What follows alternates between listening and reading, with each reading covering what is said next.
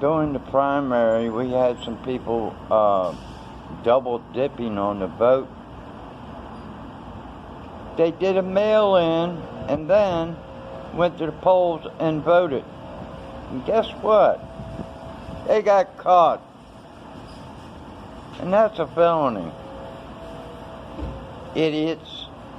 Raveing says possible double votes popped up in about 100 Georgia counties. He plans to hand over his findings to Georgia's Attorney General. The double votes, he says, did not decide any races. A big I can't afford a stamp. I'm gonna go vote in person.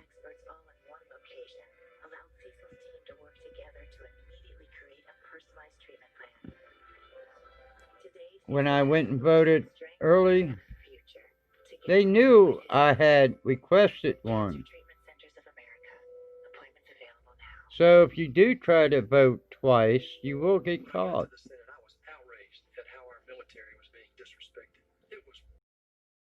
Ever since these electric scooters come to Atlanta, everybody's got the idea they can park their little Vespas or All-State scooters and their motorcycles on the damn sidewalks. Where? Motorized vehicles blown in the street.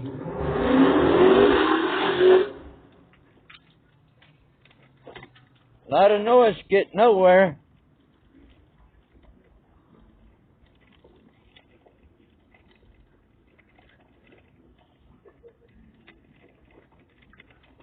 Ah, man, thing beat me to death. Bird scooters still here at damn Burn Publix.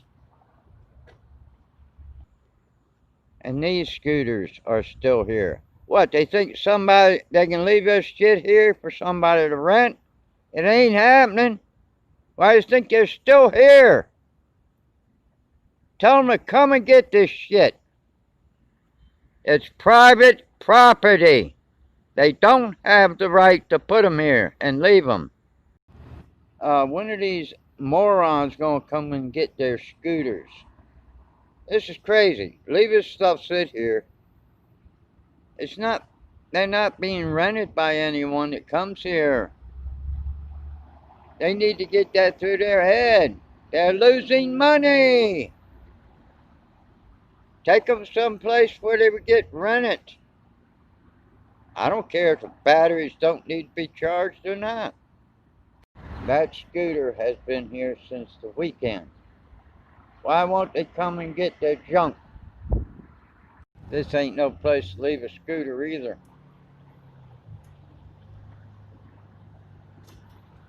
Somebody's gonna run into their car. They need to get this one up out of the parking lot. It's here in front of the Plaza Theater. Before somebody damages their car. I didn't put it there either. This ain't no place to leave a scooter either.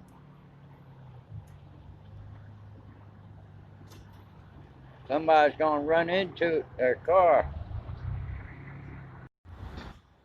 There's 4 scooters sitting right here on private property. They need to be gotten up. And here's another scooter on private property at the Publix on Ponce de Leon. I don't know why these morons think they can leave this stuff here. Nobody's gonna rent it. They need to get this stuff up. Sidewalks are not the place to park motorcycles. I ought to knock this goddamn thing down. Stupid idiot. Sidewalks are for pedestrians, not motorized vehicles. I'm wondering if Blind Willie's is opened up. I don't know.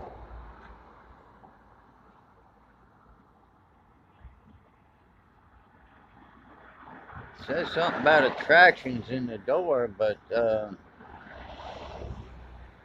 wearing a mask, I'll have to go see that. I don't know. I haven't been down here if they're open or not.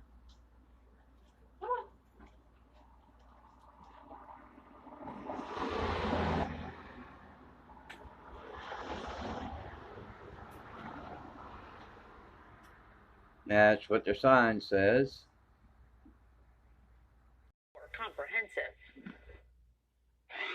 I certainly hope we can do more than we're currently doing in this draft. It is skinnier than any proposal they've made so far. So they are going in exactly the wrong direction in the midst of an economic crisis. The bill needs 60 votes to move forward. Lawmakers say they're also working on keeping the government funded and running.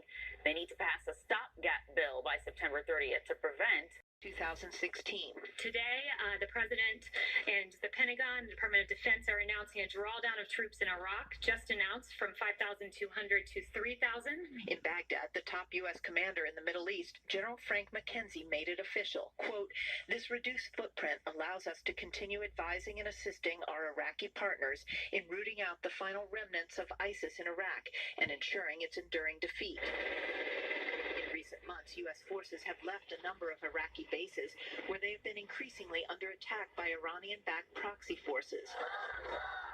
The uptick comes in the wake of President Trump ordering the assassination of the powerful Iranian general Qasem Soleimani in Baghdad. Iran responded by launching ballistic missiles against U.S. troops in Iraq days later. In March, 2 American troops and a British Army medic were killed in a rocket attack. The U.S. military the world into a frenzy. We want to show confidence. We want to show strength. The book also contains criticism from White House officials claiming that the president often ignored warnings about the virus. Dr. Anthony Fauci on Wednesday disputed those comments. He would want to, make sure that the country doesn't get down and out about things, but I don't recall anything that was any gross distortion. Woodward is defending himself as well, saying the president had a duty to warn the nation. The public will understand that, but if they get the feeling that they're not getting the truth, then you're going down the path of deceit and cover-up. 18 conversations between President Trump and Woodward were recorded with the president's permission and used to write the book, which will be released September 15th. In Washington, Leland Vittert, Fox News. As tens of thousands of people are under evacuation orders, some residents say they only had minutes to escape, and leaders say what's happening is unprecedented. Stay with us. Last year, now she'll have to decide whether the new system unconstitutionally burdens the right to vote. A far-right member of the Norwegian parliament nominated President Trump for the Nobel Peace Prize for his efforts in the Middle East. The peace agreement that he negotiated or facilitated between Israel and UAE, it's a treaty and an agreement that can be a big step for peace in the Middle East. That lawmaker was one of 2 who nominated President Trump for the Nobel Peace Prize in 2018 for his efforts to bring reconciliation to North and South Korea.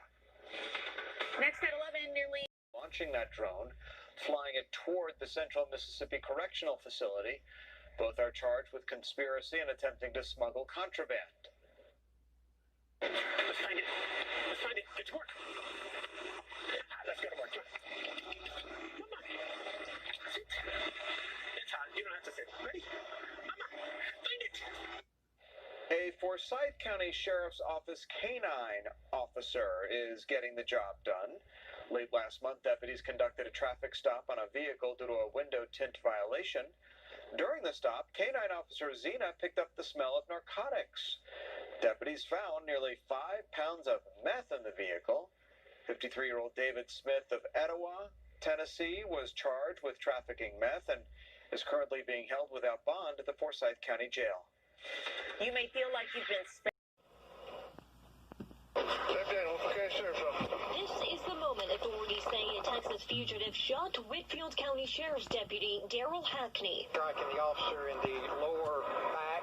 Authorities say it all started as a traffic stop on Monday. In the video, you can see see a deputy approach the car and stolen trailer, and then you see a man pull out a gun. Authorities say the suspect is 29-year-old Dalton Potter. Deputy Hackney was hit but not seriously hurt thanks to his vest. The Whitfield County Sheriff's Office says another deputy fired back. The second officer, my understanding, did discharge his firearm. That's still under investigation. Potter drove away. Authorities found the wrecked car and stolen trailer near the Whitfield-Gordon County line, but Potter was nowhere to be. The fellow that shot the cop has been captured.